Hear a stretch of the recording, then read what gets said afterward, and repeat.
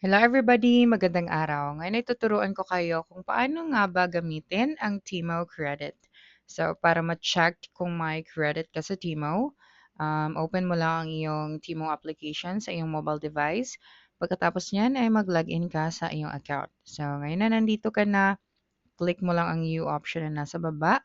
At sa itaas, makikita natin dito ang ating credit balance. Okay. So, una sa lahat, kailangan mong siguraduhin na may Timo Credit ka. So, ang Timo Credit ay maaaring galing sa promos, refunds, or rewards.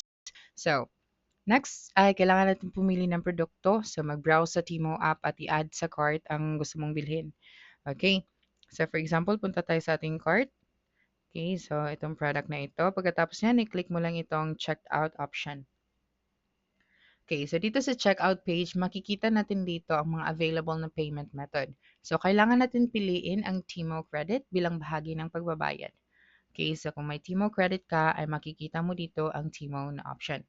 Okay, so may option na use credit or katulad nito. So, kung sapat ang credit, maaari nitong fully pay ang order. So, kung kulang, kailangan mong bayaran ng balance gamit ang ibang methods katulad ng GCash, card, at etc. Pagkatapos niyan ay kumpirmahin ang iyong order. So, siguraduhin nakalagay ang Timo Credit bilang ginagamit bago i-tap ang place order or pay option. Okay, so that's it for this video. If you think this video helped you solve your concern, please subscribe, like this video, and leave your comment below. Bye.